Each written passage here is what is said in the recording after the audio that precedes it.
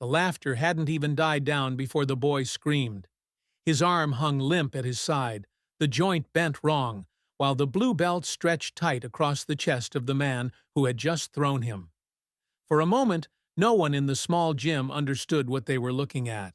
It was supposed to be a demonstration, a safe exhibition of skill, parents and children filling the folding chairs, the air heavy with popcorn oil from the concession stand and the smell of mats scrubbed with disinfectant. Then the silence cracked. A woman near the back shouted, high and panicked. The boy's father jumped to his feet, knocking over a chair, his voice breaking as he called for help. Someone yelled for a doctor, someone else for an ambulance. The boy rolled on the mat, clutching his shoulder, face pale and wet with tears. And the man, the master, stood over him, chest heaving, face smug. His blue belt gleamed under the fluorescent lights, the knot perfectly centered. He didn't bend down to check the damage. He didn't apologize. He brushed his hands on his GI as though shaking off dust, then spread his arms to the crowd as if daring anyone to question him.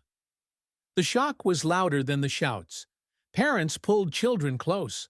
A little girl in the front row buried her face in her mother's coat. Teenagers whispered, some half laughing in disbelief, others muttering curses. The gym, which minutes ago buzzed with the easy energy of a community event, now pulsed with something darker. Suspicion, anger, fear. The master smiled wider.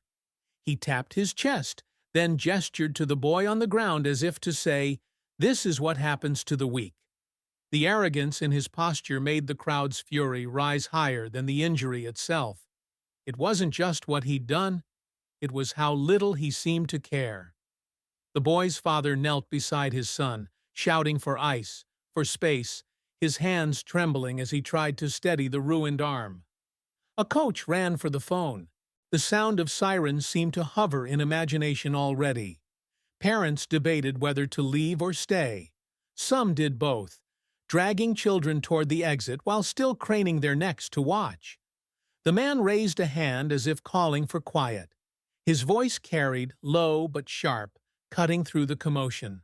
"Control," he said. "That's what this is. If you can't handle the mat, you don't belong on it." The crowd erupted again. Boos, jeers, curses thrown like stones. A woman shouted, "He's just a kid." Others demanded he be thrown out, stripped of his belt. But a handful clapped, thin and brittle, as if afraid to admit they admired the cruelty. The injured boy sobbed louder, the sound bending the room into something unbearable. And then, through the storm, a stillness appeared. In the middle rows, a figure rose slowly from her chair. No one noticed at first. The master was still talking, still spreading his arms, drinking in his own bravado. But when heads turned, the tension shifted. A woman stood quietly, her hood pushed back, her eyes locked on the mat. It took only a second for whispers to spread. Recognition traveled faster than the shouts. Phones came up, screens glowing. "That's her," someone said. "That's Ronda Rousey." She didn't move toward the boy. She didn't confront the man. She didn't even speak. She stood with her arms crossed, gaze fixed, lips pressed thin. Her silence hit harder than the boos. The master noticed finally. He saw her, and for a beat his smile faltered before curving again into something sharper. He gestured toward her in mock welcome, bowing slightly, as though daring her to take the mat. The crowd gasped, half thrilled, half horrified. But she didn't step forward. Not yet. She just watched, still as a blade waiting to be drawn. The ambulance siren wailed faintly outside. The boy's cries dulled into whimpers as paramedics pushed through the doors. The father's shouts quieted into a rasp. The crowd parted, restless, divided between outrage and anticipation. And Rhonda stood there, saying nothing. That silence was worse than any scream. It was a promise. Just wondering. "Where are you watching from? Write it down, Bello." By morning, the video was everywhere. Cropped, slowed, Captioned. A shaky clip from the bleachers caught the throw. Another zoomed in on the boy's arm, bent wrong. One more froze the grin that followed. Local TV looped it during traffic reports. National blogs framed it as scandal, some as lesson. In comment threads, people screamed at each other. Accident in a contact sport or bully with a belt. In barber shops, on gym screens, even on TVs in diners pouring burned coffee, the image flickered. Boy crying, man smiling. The man in the blue belt embraced it. He agreed to every call. On a radio show, he said smoothly, "If you step on the tatami, you accept risk." Pain is part of reality. On a podcast, he leaned forward, eyes glowing in the webcam light. I didn't hurt him. His weakness did. When asked about the smile, he shrugged. I smile when I teach. He learned. The lines spread fast, weaponized into memes and arguments. By noon, hashtags dueled. Number sign, protect kids from pretenders, against number sign, real martial arts. A YouTuber praised him as keeping it real. A nurse replied, flat, that wasn't real. That was reckless. The gym issued a limp statement, safety, investigation, protocol, then shuttered its doors. Ronda said nothing. Her social feeds were tagged relentlessly. Her name dragged into every thread, but no comment came. Paparazzi staked out the warehouse where she trained, catching only an alley cat and the hum of a soda machine. A sports channel ran a countdown clock. Will Rousey respond? The question mark did all the work. He couldn't resist pushing further. In the parking lot of a strip mall dojo, with a vape shop neon buzzing behind him, he pointed into a camera. The world's gone soft. I'll say it again. On the mat, there are no pity points. Teenagers laughed behind him, filming his profile for a group chat. He didn't notice. That evening, a community center hosted a forum. It sold out in minutes. Parents came with folded arms, fighters with scarred ears came for respect. Thrill seekers came for spectacle. The air smelled of floor wax and popcorn. A local anchor tried to moderate as if this were a polite panel. It wasn't. He took the mic first, wearing a fresh gi and the same blue belt. His voice carried smooth, rehearsed venom. On the mat, you confront truth. If you can't take it, stay in the seats.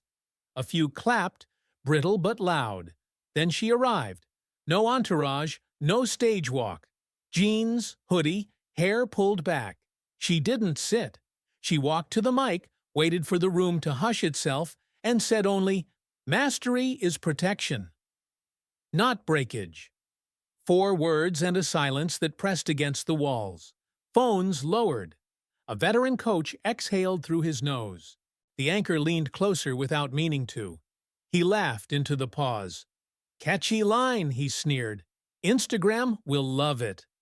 She looked at him, not with fire, but with a stillness that stung. "You call what you did teaching. Teaching doesn't end in an ambulance."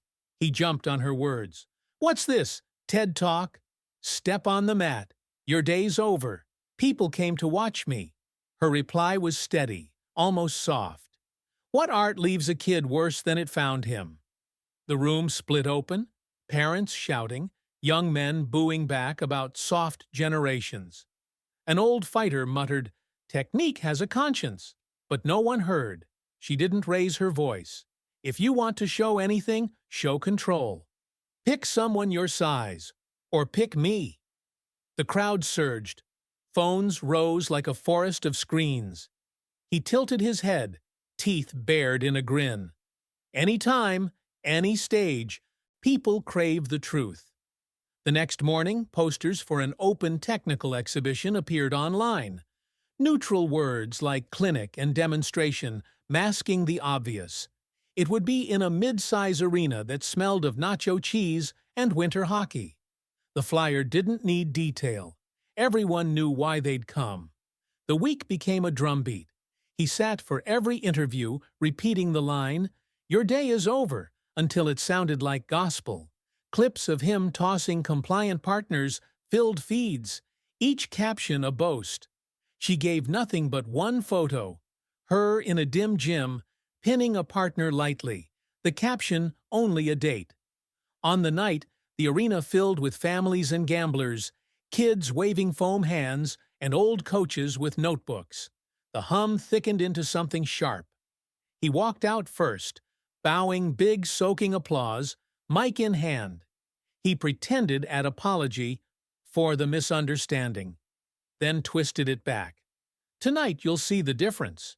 Yesterday's legend, today's master. She entered to silence but for her footsteps. The light tracked her because it had to. No grin, no music. She walked as if the mat had always belonged to her. He winked at a boy in the front row. The boy didn't smile back. The MC recited rules about safety. No one listened. They had come for something rules couldn't contain. He whispered toward her, loud enough for nearby mics. "Ready to watch history pass you by?" She didn't answer. She stepped closer, inside his comfort, inside his grin. And the arena felt the shift. For the first time, it was him who stopped talking. The arena didn't feel like a sports venue that night. It felt like a furnace built out of seats and noise. 20,000 bodies packed shoulder to shoulder. Hot air rising into rafters lined with banners from long-forgotten concerts. Vendors sold nachos and watered-down beer, but no one cared about food. They came for the collision, the one the flyers pretended was just a demonstration. The floor smelled of disinfectant and sweat long before the first grip. The mats, bright under the overheads, looked too clean, as if mocking what everyone expected would happen. The PA blasted stock music, trying to keep the crowd patient. It didn't work. They were already chanting before anyone walked out. When he appeared, the place split like a fault line. A surge of cheers from those who bought his act. Boos from those who wanted blood. He loved it. He walked the edge of the mat like a king pacing his wall, bowing dramatically, pointing at signs that praised him, smirking at ones that cursed his name. His GI was spotless, belt tied tight, the blue knot like a badge. Cameras loved him. He turned his head just enough to feed them angles. The crowd was restless, a beast wanting more. They shouted insults, then cheered them, the rhythm wild and cruel. A man with beer on his breath screamed, "Break another one!" His friends laughed. A mother pulled her daughter closer, whispering, "Don't watch this part." Then came the hush. Not silence, but something stranger. The roar breaking against a wall that wasn't there. The lights dimmed to a single tunnel. Ronda walked out with no music, no entourage, only the sound of her shoes against the floor. Every step cracked in the air like a whip. People leaned forward instinctively. The camera operators scrambled, zooming in on her face. It wasn't anger. It wasn't even determination. It was a stillness that unsettled everyone who saw it. She walked as if she had already measured the space and the man inside it, as if this moment was an errand she had put off long enough. The chants turned confused. Some tried to mock her, others shouted her name. Children on their parents' shoulders stared, mouths open, sensing that something different had entered the room. Even the ones who had come to laugh fell quiet without meaning to. Her footsteps filled the gaps where the jeers had been. They faced each other at center mat. He smiled, eyebrows raised, lips curling into something rehearsed. She stood straight, arms loose at her sides, gaze fixed on his chest. He gestured grandly toward the crowd, raising his voice just enough to carry, "They came for me." Laughter followed, thin and forced. Her eyes didn't move. That was the first clash. Not grip, not throw, just a look. He tried to outstare her, stretching the grin wider, waiting for the flinch that never came. The longer it lasted, the more the crowd shifted, their noise thinning to nervous coughs and bursts of heckling. For the first time, his showmanship looked small. And then he swerved. Instead of reaching for her, he turned to the audience, sweeping his arm toward the lower rows. "Who else wants to learn what real judo feels like?" he called. His gaze settled on a teenager in a white belt shirt, sitting stiff in his seat. The boy froze. Laughter rolled through the crowd, some cruel, some nervous. "Come on," the man pressed. "Show us you're braver than the one who cried." The boy's father stood immediately, shaking his head, pulling his son down. The crowd roared at the tension, loving the cruelty. Phones shot up like lighters at a concert. The man fed off it, circling, repeating, "Who's next? Who wants the truth?" The MC stammered about safety, tried to regain control, but the crowd drowned him out. Some booed the refusal, others screamed for the boy to be left alone. The atmosphere turned vicious, unpredictable. That was when she moved. Ronda rose from where she'd been standing, silent. No hurry, no flare. She walked forward, each step deliberate, until she stepped onto the mat. She didn't need to announce herself. The shift in the air announced it for her. The crowd's roar broke, scattered, then rebuilt, louder than before. Phones caught every second, screens glowing like a sea of stars. He turned to face her fully now. The grin was still there, but it looked thinner. He tilted his head as if to play it off, but the sweat along his temple betrayed him. She stopped at the center line, squared her shoulders, and waited. The MC tried again, voice cracking over the speakers. "This is a demonstration, remember, a controlled—" His words dissolved in the avalanche of sound. No one cared about rules anymore. For the first time, the arena went truly quiet, a silence thick enough that people could hear their own breathing, the hum of the lights, the distant clatter of a dropped cup in the bleachers. They stood facing each other, his body restless, her posture carved from stone. The crowd knew what came next. It wouldn't be talk. It wouldn't be theater. It would be collision. When they finally stepped onto the tatami, the arena's roar filled every corner, yet between them hung something stranger, a silence thick enough to feel. His chest rose and fell faster than hers. Her gaze never left his eyes. It was as if the noise belonged to someone else, the two of them moving in a bubble where only breath and footsteps mattered. They circled first, not rushing. His movements were sharp, theatrical, the kind meant to impress a crowd rather than to test an opponent. He snapped his GI sleeves, stomped the mat hard enough for microphones to catch the sound, then feinted a grip and laughed as though he'd nearly tricked her. She didn't flinch. Her steps were small, measured. Every slide of her foot seemed designed to save energy, to wait. The crowd read it as calm. He read it as mockery. When their hands touched at last, it wasn't a strike, not even a true grip, just a test, a brush of fabric. A shove meant more to taunt than to control. He leaned close enough that only she could hear. "Slower than I expected," he muttered, smirk flashing for the cameras. She stared back into his pupils. No blink, no twitch of lip. The blankness irritated him more than any comeback. The crowd grew restless. Some screamed, "Crush her!" Others shouted, "Ronda, take him!" The chants collided into chaos, the sound ricocheting like metal against stone. It wasn't support anymore. It was bloodlust. The audience turned into a beast demanding a kill. He tightened his grip suddenly, yanking her sleeve with a snap, then shoved her shoulder as if to test her balance. She absorbed it, feet gliding, eyes never leaving his. He tried again, harder, forcing her back a half step, then raised his eyebrows, smirking for the crowd. "See? Nothing left." The arena roared, some in approval, others in disgust. He bowed mockingly, arms wide, giving her space as if inviting her to prove him wrong. That's when she moved. Not fast, not dramatic. Just a small pivot of her hips, her hand sliding under his elbow, redirecting the pressure he had just thrown at her. His smirk faltered as his own momentum carried him a fraction forward. She didn't capitalize yet, only let him stumble that inch, but the crowd gasped all the same. He recovered quickly, snapping his head toward her, cheeks flushed. The showman's smile returned, but thinner now, edges tight. He barked loud enough for the microphones to catch. "I'll make it quick, like the boy." The words hit the air like acid. Half the arena booed instantly. Parents covered their children's ears. The memory of the injured kid rushed back, sour and electric. Cameras zoomed tight on her face, waiting for anger. There was none. Only that same silence.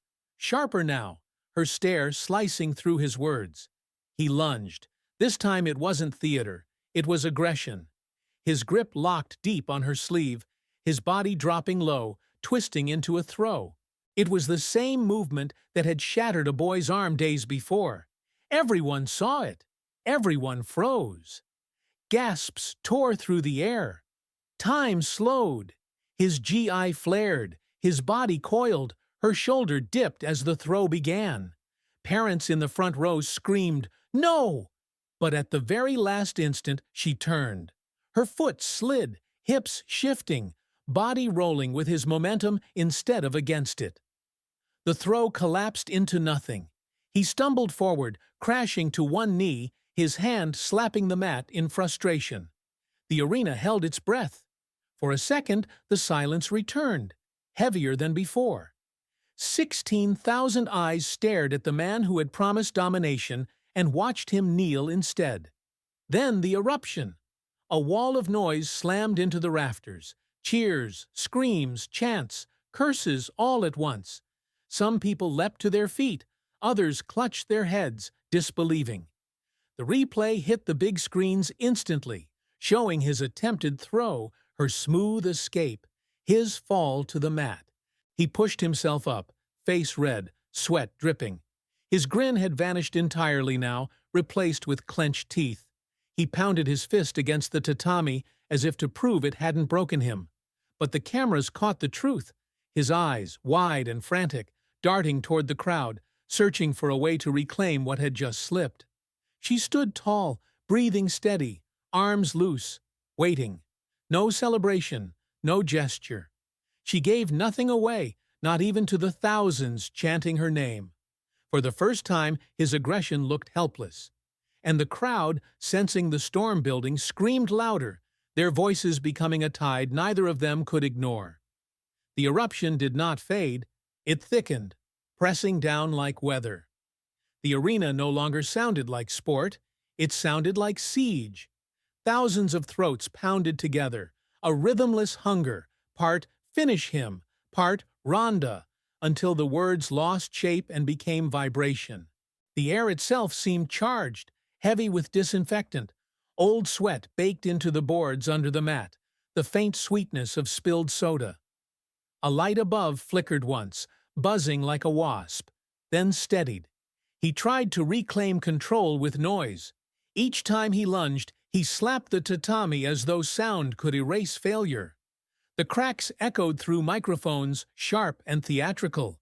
His movements turned jagged, grips too hard, collar ties that smacked rather than set, a shoulder bump designed to rattle her teeth instead of her balance. His chest rose in ragged bursts. He shouted fragments at her between exhales, words tumbling out like curses, half swallowed. "Come on! Move! Fight!" He needed volume. He needed force. She denied him both. She let him storm forward and slide past. She slipped from his grips as if the fabric itself chose to betray him. She didn't counter with violence. She let the absence hang, cool and deliberate. It was control in negative space, and the crowd understood it instantly. Every time she didn't attack, the audience leaned forward harder, the suspense ratcheting higher. The silence around her was louder than his shouts. It broke him. He scraped his heel against the mat so hard the rubber peeled up. He jerked on her sleeve and snarled, teeth bared like an animal. He tried to trip her with a sweep that had no base, stamping so loud it sounded like a gunshot. The referee stepped close, hand half raised to warn him, then froze, unwilling to stand between pride and spectacle. And then the air shifted again. A ripple of heads turning, voices stumbling over one another. From the side aisle, a man moved down the steps, elbowing past knees. His face was gray, his arm bound in a sling, bandages visible under his shirt. The boy's father. He reached the rail, gripping steel so hard his knuckles whitened. Security hovered but didn't move him. The cameras found him instantly, then cut away, too raw to linger. But everyone in the arena had seen. He saw it too. Not the man, not directly. The reaction. The hush that fell in pockets of the crowd, the gasps, the surge of boos when his eyes flicked that way. Shame flickered across his features, gone as fast as it came. He doubled down, his hands clawed for lapels, forehead grinding into her cheekbone. He slammed the mat with his free hand after every scramble, trying to remind the crowd who he was. The sound felt hollow. She answered with patience. Each time he rushed, she peeled grips like stickers. When he yanked, she rotated her wrist and let him stumble into air. Her hips shifted with the grace of someone who had drilled the same line 1,000 mornings until it became instinct. She didn't chase, she didn't punish, she waited. That was worse than any strike. The crowd began to murmur differently now, no longer bloodthirsty but awed. Desperation drove him. He reached for the same entry, the same throw that had put a boy in a hospital bed. The arena gasped in unison, a forest silenced before lightning. His hands snapped into place, hips turning, torque building. Everyone saw the echo, the cruelty, the arrogance, the risk. She killed it instantly. A knuckle pressed into his wrist, a head shift an inch outside the line, a catch of his forearm against her hip. The leverage dissolved his momentum like a knife cutting thread. He tried to drive through anyway, his teeth clenched, but his elbow floated above her hip. His arm bent into geometry he couldn't break. He shoved, twisted, bucked. Nothing.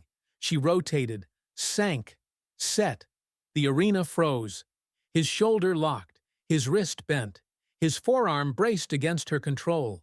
She hadn't extended, hadn't finished, but every single person in the building saw what she held in her hands. With an inch more pressure, she could have drawn a scream from him louder than his taunts. His eyes widened. The father at the rail raised one hand unconsciously, as though blessing or begging. He thrashed. She didn't move. She let the position speak. It was mercy disguised as dominance. She could. She wouldn't. Not yet. The silence broke into disbelief. Some booed, because they wanted the break. Some cheered because they saw the restraint. A woman near the aisle clapped through tears. The father lowered his hand slowly, his jaw trembling. The cameras swung between his face and hers, showing the difference. He was drowning in his own panic. She was carved from stone. Then she released. Not with flourish, not with drama, just letting the pressure dissolve. His arm came back intact. She stepped back once, giving him daylight. The sound of 20,000 voices collided. It wasn't celebration. It was awe, confusion, fury, relief, all tangled. People wanted violence. She had given them control. They didn't know how to process it. He scrambled to his feet, shaking, humiliated. He stomped the mat, slapped it, screamed into the noise, "Fight me! Don't run!" But everyone had seen the truth. He hadn't been spared because he was strong. He'd been spared because she chose to let him stand. The laughter came next, cruel and sharp. The upper decks howled at his tantrum, mocking his rage. His face reddened to the ears. He stomped again, the sound drowned out by chance. "Ronda!" Ronda! His name, when it appeared, was swallowed by boos. He circled tight, eyes darting from her stillness to the father at the rail. Back again. He tried to avoid the gaze but couldn't. His pride shrank with every second. She remained unmoving, hands loose, eyes steady, not even acknowledging his theatrics. He charged again, wild, mouth open, veins pulsing at his temple. She framed with one palm, gently redirecting his neck, and he nearly tripped over his own feet. The crowd laughed harder this time. He flinched at the sound as if slapped. She stepped forward once, decisive now, double grips snapping down. His hands hit the mat, pinned, humiliation clear. She let go, gave him back his hands, and stepped away again. His face twisted, fury mixing with shame. The father never moved. He didn't need to. His stillness was heavier than any chant. He tried the same reckless entry again. She built the scaffold instantly. Wrist, elbow, shoulder. The trap closed around him. Clean. Exact. The crowd gasped. Every voice sucked into silence. She could have ended it there. Everyone knew. And again she let go. The mercy landed harder than any throw. He staggered back, pale, veins bulging at his neck. His mouth opened, but no words formed. He slammed the mat one last time, desperate for a sound he could control. The mat gave him nothing. Above them, chants tangled, some screaming his name, others hers. But the tide was clear. They had seen who held the power. She had shown them all. Twice she could have broken him. Twice she refused. And in that refusal, she had broken something else, his pride. He launched forward, desperate. No pattern, no care for rules, just pride turned reckless. His grip shot for her collar, head driving low, shoulder first. The crowd hissed, 1,000 people feeling the danger at once. The father at the rail stiffened, face hard. She barely shifted. A step, a frame of her forearm, a pivot of hips. His rush bled out against air that had already moved. He pushed harder, teeth bared. She let him, then redirected. In the next instant his weight flipped. He hit the mat with a dull, humiliating thud. Before he could rise, she had his arm. Wrist pinned, elbow aligned against her hip. His kicks scattered uselessly, his grunts turning thin. The geometry was perfect. Another inch, and the joint would go. The ref slid close, palms out. The father gripped the rail so tightly his fingers shook. The arena froze. Silence spread row by row, until all you could hear was his ragged breathing. She had it. She could end it. Everyone saw. He thrashed, stacked, tried to muscle free. She floated with it, calm, making the position stronger each second. Then, when he was certain the end had arrived, she eased. Just a breath of space. Not release, not weakness, a choice. Mercy in the shape of steel. His face changed, relief twisted into recognition. And then she leaned down. The cameras caught her lips move, but no mic picked it up. 2 short words. Whatever they were, they emptied him. Color drained from his cheeks. The fight left his eyes. She reset, tightening again. Not cruel, just enough to remind him what she held. His hand hovered above the mat. Pride warred with pain, with fear, with the whisper only he'd heard. The crowd leaned forward as one, breathless. Then 3 taps, sharp, final. The bell rang like punctuation. She released instantly, rolling away before the ref even signaled. He curled over his arm, intact, but trembling. The arena exploded, 20,000 voices roaring her name. She didn't celebrate. She rose smoothly, face calm, arms loose. No fist pumps, no grin, just presence. The chant built louder. "Ronda! Ronda!" Echoing like thunder. Cameras cut to the father. He lowered his head, lips pressed, eyes wet. For him, it was done. For the crowd, it was revelation. The interviewer rushed with a microphone. She took it only long enough to say, "You saw what needed seeing," then handed it back. Nothing more. On the big screen, the replay looped. His reckless dive, her pivot, the lock, the hesitation, the taps. Each time, the crowd screamed again. But beneath the noise lingered something else. The silence they'd shared when she held him in place and didn't break him. The whisper no one heard. He sat on a stool, eyes distant, ice pressed to his elbow. She walked out through the tunnel, not looking back. The sound chased her into the concrete and kept going until it dissolved into memory. In the cheap seats, A boy tied his hoodie sleeve around his waist like a belt and tried the pivot himself. At the rail, someone folded a sign that read, "No pity points," until the letters disappeared. Tomorrow, the clip would travel. Commentators would argue technique. Fans would invent the words she'd said. But everyone who had been there knew the truth. Victory wasn't in the tap. It was in the pause before. When she held more than his arm, she held the story and decided how it would end.